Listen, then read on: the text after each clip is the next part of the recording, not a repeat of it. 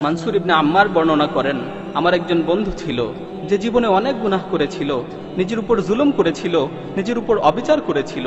অতঃপর সে আল্লাহ তাআলার কাছে তাওবা করে। তাওবা করার পর থেকে আমি তাকে দেখতাম সে অনেক ইবাদত করত, অনেক নামাজ পড়ত, অনেক রোজা রাখত, অনেক তাহাজ্জুদ পড়ত। হঠাৎ করে একদিন তাকে খুঁজে পাচ্ছিলাম না। আমি তার খোঁজে তার বাড়িতে গেলাম। আমি দরজায় গিয়ে আওয়াজ দিলাম, ভিতর থেকে তার মেয়ে বের হয়ে আসলো। আমাকে জিজ্ঞেস করলো, কাকে খুঁজছেন? তখন আমি বললাম, তোমার আব্বুকে যে বলো অমুক এসেছে। অতঃপর আমাকে ভিতরে আসতে বলা হলো। আমি ভিতরে প্রবেশ করলাম। আমি দেখলাম সে বাড়ির মাঝখানে শুয়ে আছে। তার চেহারা বিকৃত হয়ে গেছে, তার চোখগুলো বড় বড় হয়ে গেছে। তখন আমি তার এই অবস্থা দেখে বললাম, হে আমার ভাই, আমার ভয় হচ্ছে। হে আমার ভাই, তোমার এই অবস্থা দেখে আমার ভয় হচ্ছে। তুমি বেশি বেশি করে লা ইলাহা ইল্লাল্লাহ বলতে থাকো। এ কথা শুনে সে অনেক কষ্ট করে আমার দিকে তাকালো, অতঃপর বেহুশ হয়ে গেল। যখন তার হুঁশ ফিরে আসলো, আমি তাকে দ্বিতীয়বার আবারও বললাম, হে ভাই, বেশি বেশি করে লা ইলাহা ইল্লাল্লাহ বলতে থাকো। সে আবারও বেহুশ হয়ে গেল। যখন তার হুঁশ ফিরে আসলো, আমি তৃতীয়বার আবারও বললাম, হে ভাই, বেশি বেশি করে লা ইলাহা ইল্লাল্লাহ বলতে থাকো। সে চোখ খুলল, আমার দিকে কিছুক্ষণ তাকিয়ে রইল, চোখের পানি ছেড়ে দিয়ে বলল, হে ভাই মানসুর, আমার মাঝে আর এই কালেমার মাঝে প্রাচীর তৈরি করে দেয়া হয়েছে। আমি ইচ্ছা করলেও এই কালেমা পাঠ করতে পারছি না। তখন আমি বলে উঠলাম, লা হাওলা ওয়ালা কুওয়াতা ইল্লা বিল্লাহ। আমি তাকে বললাম, তুমি যে এত নামাজ পড়তে, এত ইবাদত করতে, এত আমল করতে, এত তাহাজ্জুদ পড়তে, এগুলোর কি হলো? তখন সে বলল, তুমি যে আমাকে ইবাদত করতে দেখতে, আমি এর কোনো কিছুই আল্লাহর জন্য করতাম না। আমি আমার সকল ইবাদত, আমি আমার সকল আমল, এগুলো মানুষদের দেখানোর জন্য করতাম।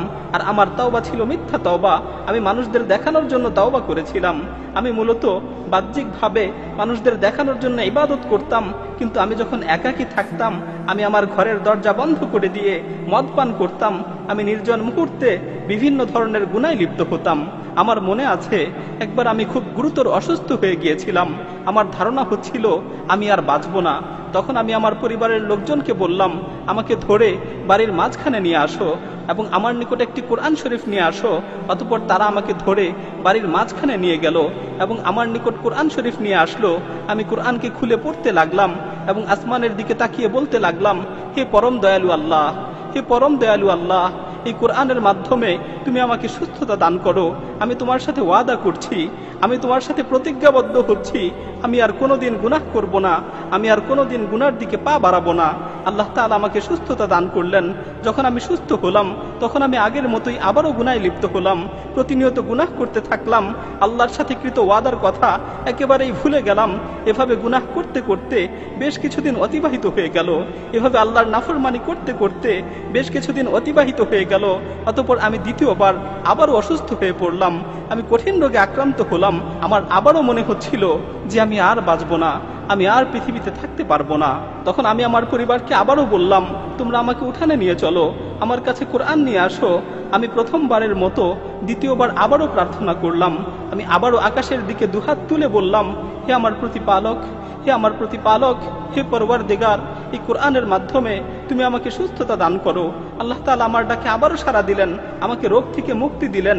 আমি আবারও অঙ্গীকার করলাম যে আমি আর কখনোই গুনাহ করব না, আমি আর কখনোই গুনার দিকে পা বাড়াবো না। কিন্তু দ্বিতীয়বারেও আমি আমার অঙ্গীকারের কথা আবারও ভুলে গেলাম।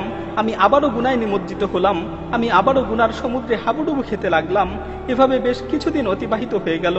এরপর আমি তৃতীয়বার আবারও অসুস্থ হয়ে পড়লাম, যা তুমি এখন দেখতে পাচ্ছ। অতঃপর আমি আমার স্ত্রীকে বললাম, আমাকে উঠানে নিয়ে চলো, আমার কাছে কোরআন নিয়ে আসো।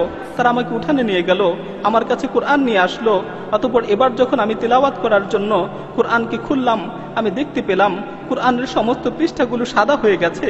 পুরো কোরআনের মাঝে একটি অক্ষরও আমার চোখে পড়ল না। আমি বুঝতে পারলাম আসমান ও জমিনের অধিপতি আল্লাহ সুবহানাহু ওয়া তাআলা আমার উপর রাগান্বিত হয়েছেন। আসমান ও জমিনের অধিপতি আল্লাহ সুবহানাহু ওয়া তাআলা আমার উপর ক্রোধান্বিত হয়েছেন, কারণ আমি বহুবার তার সাথে ওয়াদা করেছি, বহুবার ওয়াদা ভঙ্গ করেছি। আমি বহুবার তার কাছে তাওবা করেছি, বহুবার তাওবা ভঙ্গ করেছি। তিনি আমাকে অনেকবার সুযোগ দিয়েছেন, কিন্তু আমি বারবার এই সুযোগের অপব্যবহার করেছি। আমি বুঝতে পারলাম যে আল্লাহ তাআলা আমার উপর রাগান্বিত হয়েছেন। তাই আমি আসমানের দিকে হাত তুলে বললাম, হে আল্লাহ, আমাকে এই বিপদ থেকে মুক্তি দাও। হে আল্লাহ, আমাকে এই বিপদ থেকে রক্ষা করো, আমাকে এই বিপদ থেকে উদ্ধার করো। আমি যখন এই কথাগুলো শেষ করলাম, আমি শুনতে পেলাম কেমন যেন আসমান থেকে আমাকে লক্ষ্য করে বলা হচ্ছে, তুমি যখন বিপদে পড়ো তখনই আমার কাছে আসো, আর যখন বিপদ শেষ হয়ে যায় তখন আবারও গুনায় লিপ্ত হও। তোমাকে আমি কতবার বিপদ থেকে উদ্ধার করেছি, তোমাকে কতবার বিপদ থেকে রক্ষা করেছি, কিন্তু তুমি একবারও নিজেকে শুধরানোর চেষ্টা করনি। মানসুর ইবনে আম্মার বলেন, এ কথা শুনে আমি ক্রন্দন করতে করতে তার কাছ থেকে উঠে গেলাম। আমি যখন বাড়ি থেকে বের হওয়ার জন্য দরজার কাছাকাছি পৌঁছলাম তখন পিছন থেকে সংবাদ আসলো সে মারা গেছে, সে মৃত্যুবরণ করেছে। সে তওবা না করেই মৃত্যুবরণ করেছে। তার মাঝে ও তাওবার মাঝে প্রতিবন্ধকতা সৃষ্টি করে দেওয়া হয়েছে। প্রিয় ভাই ও বোনেরা, আল্লাহ তাআলা আমাদেরকে তওবা করার সুযোগ দিয়েছেন। আল্লাহ তাআলা আমাদের ডাক দিয়ে বলছেন, ইয়া আইয়ুহাল্লাযীনা আমানু তুবু ইলাল্লাহি তাওবাতান নাসুহা আসা রাব্বুকুম আন ইউকাফিরা আনকুম সাইয়্যাতিকুম ওয়া ইউদখিলাকুম জান্নাতিন তাজরি মিন তাহতিহাল আনহার। হে ঈমানদারগণ, তোমরা একনিষ্ঠভাবে আল্লাহর নিকট তওবা করো। হে ঈমানদারগণ, তোমরা একনিষ্ঠভাবে আল্লাহ তাআলার নিকট তওবা করো। আল্লাহ তাআলা অবশ্যই তোমাদের গুনাহগুলোকে ক্ষমা করে দিবেন এবং তোমাদেরকে জান্নাতে প্রবেশ করাবেন, যার তলদেশ দিয়ে নহরসমূহ প্রবাহিত হয়। আল্লাহ তাআলা আমাদেরকে তওবা করার সুযোগ দিয়েছেন, কিন্তু আমরা এই সুযোগকে অবমূল্যায়ন করছি। আল্লাহ তাআলা আমাদের তওবা করার সুযোগ দিয়েছেন, কিন্তু আমরা এই সুযোগের অপব্যবহার করছি। এমন একটি সময় হবে যখন আমাদের মৃত্যু চলে আসবে, তখন আমরা তওবা করতে চাবো, কিন্তু আমাদের তওবা কবুল করা হবে না। আল্লাহ তাআলা বলছেন, ওয়ালাইসাতিত তাওবাতু লিল্লাযীনা ইয়ামালুনাস সাইয়্যাত হাত্তা ইযা হাদারা আহাদাহুমুল মাউত ক্বালা ইন্নী তুবতুল আন। আর এমন লোকদের জন্য কোনো ক্ষমা নেই যারা মন্দ কাজ করতেই থাকে, এমনকি যখন তাদের মাথার উপর মৃত্যু এসে উপস্থিত হয় তখন বলতে থাকে, আমি এখন তওবা করছি। প্রিয় ভাই, আর দেরি নয়, আসুন এখনই তওবা করি, সুযোগ থাকতে তওবা করি, সুস্থ অবস্থায় আল্লাহর দিকে প্রত্যাবর্তন করি।